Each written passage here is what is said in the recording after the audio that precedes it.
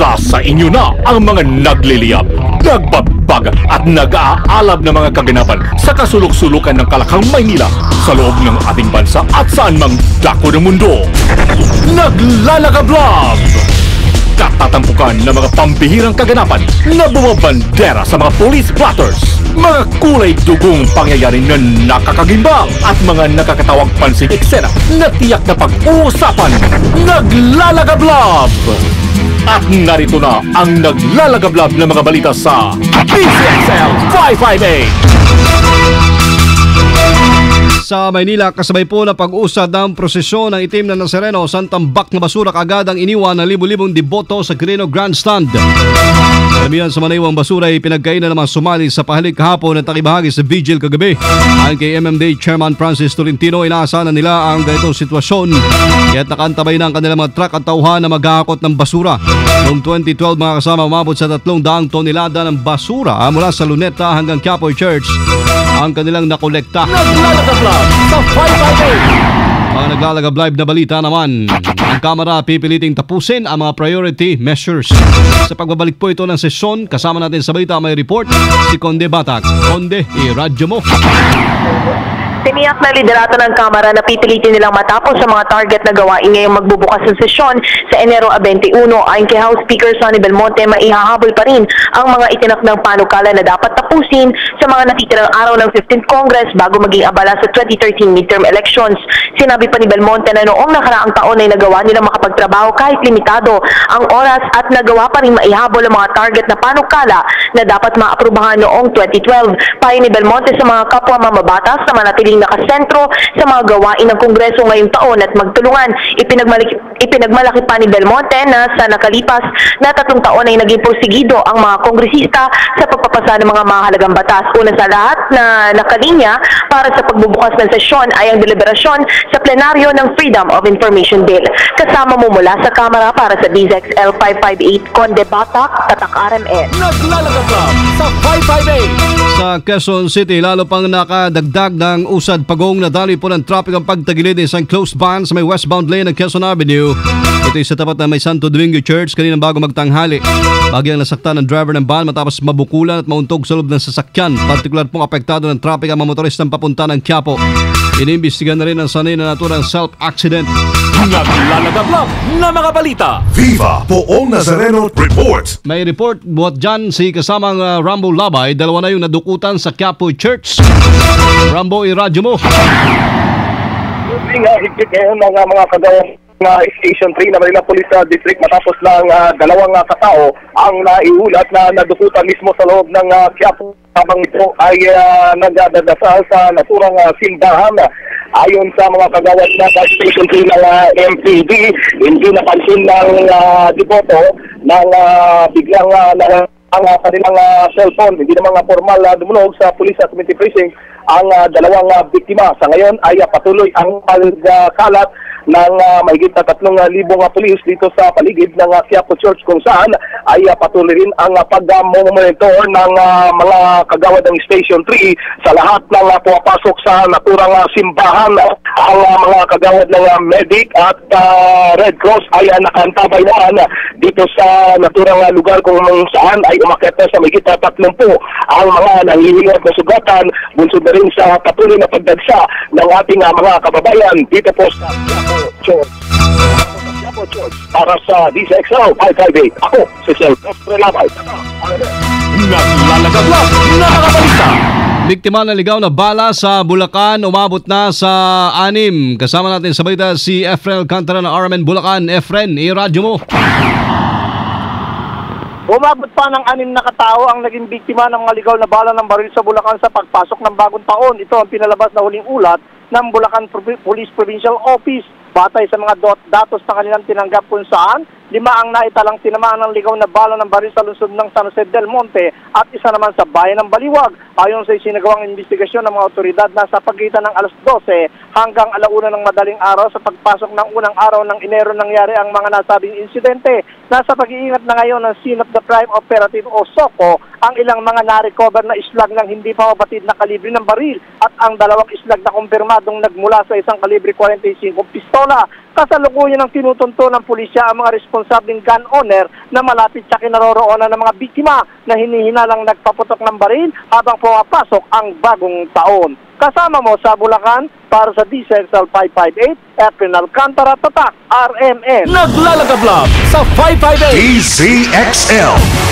Breaking news. Saglit po at may sunog sa Maynila. Kasama natin sa balita si Angel Ronquillo. Angel, iradyo mo. Sama Angel. Babalikan natin si Angel Ronquillo. Sunog sa Maynila mga kasama. DCXL. Breaking Naglalagablab news. na mga balita.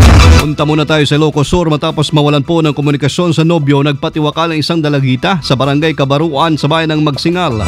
Nawala ang biktima si Lilibet Olivar, 16 anyos lamang, estudyante sa May Mansante High School. Sa investigasyon ng pulisya, kinumpiska ng kanyang kapatid ang cellphone ng biktima dahil gusto lang naman ng nakatatandang kapatid na wag munang magnobyo at magtapos daw muna ng pag-aaral. Pero dahil po sa sama ng loob na walang komunikasyon sa nobyo, nagbigti ito sa puno ng mangga sa likod ng kanilang bahay. Na-recover sa pinangyarihan ng insidente ang sulat sa katawan ng biktima na nagsasabing kasalanan ng kanyang kapatid kung bakit siya nagpakamatay. Naglalagablab sa 558. Balikan natin mga kasama. DCXL. Breaking news. Sunog sa Maynila kung saan nandito si Angel Ronquillo. Angel, iradyo mo. Doon kasamang body director ng fire out ang sunog na tumupok dito sa tatlong kabahayan. Dito yan sa may Anakbayan Street. Kami naman San Andres, ito sa lungsod ng Maynila. Nag-umpisa nga itong sunog bago alas 12 ng tanghali na kung saan isa ang naitalang nasugatan. Pero ito ay isang minor injury lamang na kinilala na si Dorothy Kalma. At sa ngayon ay patuloy ring inaapula ng mga tagapamatay sunog. Itong sunog na tumupok dito sa tatlong kabayan dito sa lungsod ng Maynila. Sa ngayon, inaanampan ng mga otoridad kung ano ang sanhi ng pinagmulan na sunog at kung magkano ang halaga ng pinsala ng naturang apoy. Kasama mo sa lungsod ng Maynila para sa DZXL 558, Angel Ronquillo, Tatak, RMN. Naglalagablab na mga balita. DZXL. Ulat Palaro. Mga kasama, dumating na kanina madaling araw si People's Shop Manny Pacquiao at pamilya niya matapos ang bakasyon doon sa Israel. Tulad ng dati, dinumog pa rin ng mga pasahero sa NAIA ang pambasang kamao para batiin at magpa-picture. Ayon kay Manny, masaya naging pagbisita nila sa Israel kung saan nalibot nila ang lahat po ng mga lugar, partikular na mga nabanggit na lugar sa Biblia, at nag-enjoy ang kanyang buong pamilya. Tiniyak din ni Pacman na wala siyang kakaibang karamdaman ayos ang kanyang kalusugan. Taliwas na sinasabi ng ilang doktor na kinakita na siya ng mga senyales ng Parkinson's disease natapos mapabagsak ni Juan Manuel Marquez sa huling laban. Samantala, balik General Santos City bukas si Pacquiao at tututukan naman daw ang trabaho sa Kongreso at inaho ang pagtutok sa mga residente na naapektuhan ng mga pag-uulan sa kanyang nasasakupan. Naglalagablab na mga balita. DZXL. Showbiz Balita. Ala po si Loli Pap. Si Miss Candy dito, matamis pa rin. Depende kung anong lasa. May showbiz news. Good afternoon, Papa Licious Buddy. Good afternoon sa inyo lahat, mga friendship, mga ka-tribe at mga ka-chatters. Nako, si Loli, meron lang pinuntahang affair ba? Event. Ganyan, maganda yan. Nako, siguro rumampa na naman siya doon. Good luck sa'yo, Loli, ha? Nako, ang dami mag-aabang sa'yo dyan. Revelation yan. Sa prosesyon? Hindi hindi siya kasya doon at saka hindi siya sanay doon. Pero sabi niya kanina gusto niya yung ganun tipong yung mga prosesyon kasi siksikan. Bagay, oo nga. Oo. Pero ingat ka lang sa beauty mo, mahablot yung mukha mo, mapalitan. Diyan ka na lang muna. Tago ka na muna sa bodega mo kung saan man nga roon. Anyway, nakikita ang ating chika, abay matapos mga moy ang pagkakalink ni Maha Salvador kay Gerald Anderson, hindi na tinantanan ng komento ang young actress. Lalo pang nabulabog ang showbizlandia nang lumabas ang larawan nilang dalawa ni Gerald na magka-date sa Albay. Sumunod na dito ang isyong nililigawan na siya ni Gerald matapos mabasted sa panunuyo kay Sarah Geronimo itong si Gerald. O diba, tablado ka kay Madir. Hindi ka feel ni Madir ni Sarah, kaya good luck na lang sa'yo. Nagpunta ng ibang Bulaklak ang paro-paro. Napunta kay Maha at dito naman pumuporma para daw malinawan ng lahat. At na ha, sabi ni Maha, hindi daw totoo na nag-date sila ni Gerald sa Albay. Nagkataon lang na bridal shower ng pinsan niya doon sa resort na yon. Tapos naandun din si Gerald dahil kasama yung mga kanyang mga kaibigan. O diba, ano namang pagkakataon talaga ito. Talagang destined talaga kayo. Ang dami-dami lugar sa Pilipinas. Bakit sa Albay pa?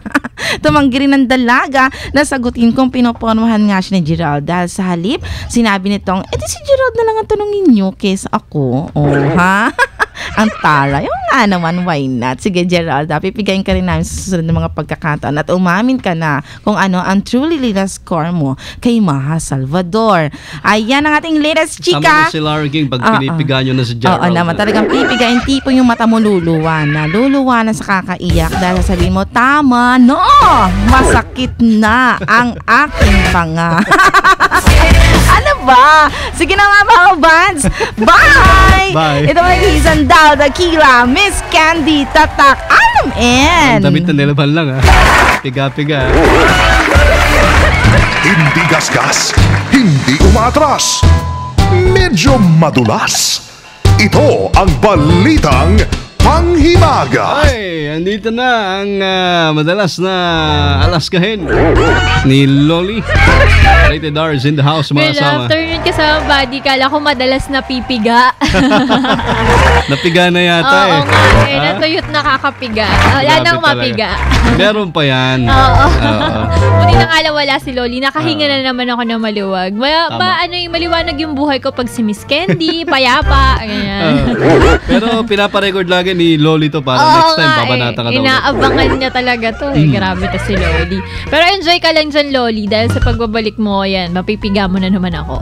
Eto nga na, bulilyaso ang pakulo ng bagong kasal sa Amerika matapos magkaaberya ang kanilang sinasakyang hot air balloon bilang highlight ng kanilang wedding celebration. O, diba? Taray naman kasi pauso magpakasal sa hot air balloon. O, diba? Ayon sa bagong mag-asawa, matagal na nilang pangarap na magpakasal sa ere, kaya't naisipan nilang sumakay sa hot air balloon. O, diba? Talagang mga kanya-kanyang twist ang kanya-kanyang wedding, diba? Pero sa kasamaang palad, tinangay ng malakas na hangin at nag-crash ang kanilang sinasakayang hot air balloon. Pero, maswerte namang nakaligtas ang bagong kasal. O, diba? Yehey! Ayon pa sa bride, hindi naging banta sa kanya ang pangyayari at kung bibigyan sila ng pagkakataon na magpakasal ulit, pero take note silang dalawa ulit ha, hindi sa iba. Oo. Sila pa rin, okay. Yes. At sumakay ulit sa hot air balloon, gagawin nila ulit ito. O, diba? Walang kadalaan talaga. Basta magkasama. Oo. At talagang pangarap nila makapagpakasal sa ere. Diba meron na rin ginawa nila sa aeroplano naman? Meron. Yes. Tapos tumalon sila after. Nag-skydiving sila. Oo nga. Kanya-kanya Underwater yan din, kasama ng rated R. Yes. Kanya-kanya talaga yan napakulo diba? Pero ayun nga, nag-aaberya. Pero ang importante, ligtas sila. Yes. Yan ang ating balitang panghimagas kasama sa DCXL News Center, Rated R, Tatak RMN. Thank you, Rated R. Naglalagablab na mga balita.